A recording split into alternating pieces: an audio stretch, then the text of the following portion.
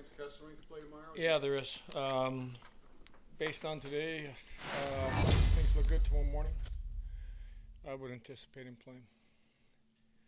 What does he offer? I mean, I know we've talked about it before, but just what does he offer you? He's a good two-way player. Skates well, moves the puck well, shoots it well. So it'll be good to get him back in. I liked what I saw early in camp.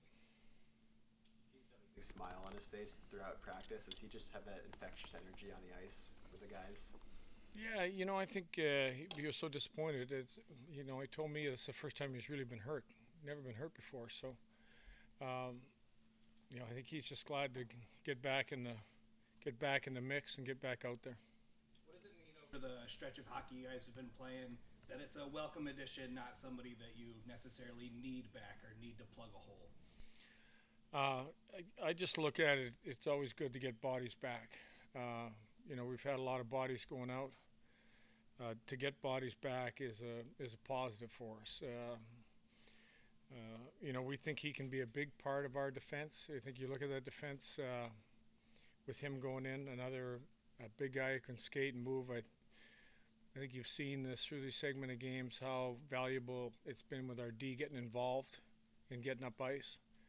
And I think he can help us with that too. The easiest place to defend is to play in the offensive zone, and I think we've done a better job of that. He seemed to have developed a rapport with Owen Power in the preseason, but Owen has played really well with Connor Timmins. Are you hesitant? I think he's.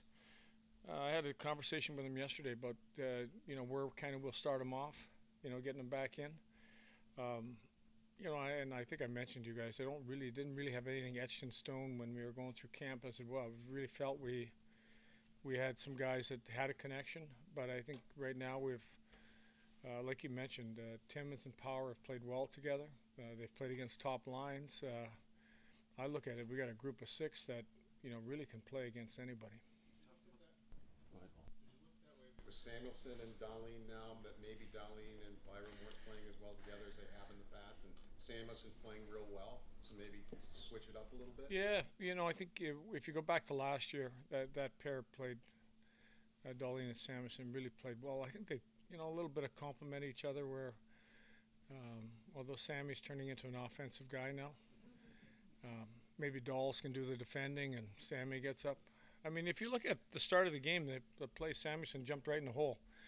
Point blank scoring opportunity, almost like he had in the previous game. We need that. We need that from the group to help create. We talked about the three goalies thing the other day, and you've used three in the last 3 games. Do you want to keep them all active? Like, is there a plan? Do you want to go with the hot hand? Like, do you have any? I think I pretty well went into depth about the 3, and it's really, we're lucky to have 3 guys that can play, rather than having a couple guys hurt and looking for somebody who can play. It's not the most comfortable situation. I don't think it's comfortable for them. We'll take it game at a time. Like I said, UPL is coming off an injury that pushed him out of the lineup last time. We got to be sure with him, where he's at. But I think we're really fortunate to have 3 guys that we can put in goal right now. Alex Lyon kind of has some leadership to him, and that I know it looks different for a goalie to lead, but have you noticed some of that from him? Yeah, I do. I think he's, there's some years of experience there that, in some ways, he really understands, how a team needs to play to be effective. What saves a goalie has to make to help the team out a lot of times. Key saves at key times, and I think he's been around teams where he just understands that, if we're going to get to point B, we've got to do, this and this and this, and make sure we do it on a consistent basis. And I've liked him in the room, and goalies aren't very vocal very often, but he is a guy that is not afraid to, talk about the game a little bit. He gets the high, wins his first game, gets interviewed on TNT, then is out Saturday due to the back issues, back on the ice today. How is he handling kind of the ups and downs of the last few days? I told him he got old man back. He's not 19 anymore. You know, he's older, and now the back tightens up, and you just, you fight through a little. Just a circumstance you fight through. He's handling it well. Awfully disappointed he wasn't able to play, which is good. But that's the unexpected that happens in the game. And again, that's, we can mention 3 goalies. All of a sudden we got 3 goalies. We got 2 goalies we can have in the game. There's a plus for that. Today he had a day off. Was he pretty much back to normal today? It seemed, it felt a lot better. So I would anticipate him being, full go. As far as Connor Timmins goes, I don't think he's ever played this much, and he's a guy you targeted in the off season and really liked. Just what has he done to earn this ice time, though? Yeah, I think play well. His penalty killing has been very good. His defending.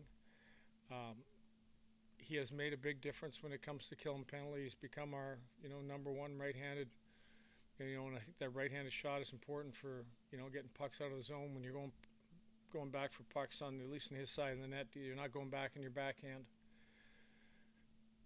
So I guess number 1 is defending, and penalty killing has been good, but his breaking the puck out has been really good too. And he's done that sometimes with passing, and he's done that sometimes with his legs, which I think has really helped our team.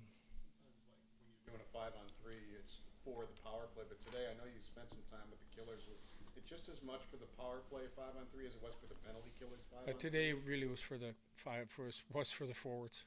We were just trying to mess with those 5 guys a little bit, trying to confuse them, trying to give them different looks, because we didn't adjust very well to the way Toronto was killing against us.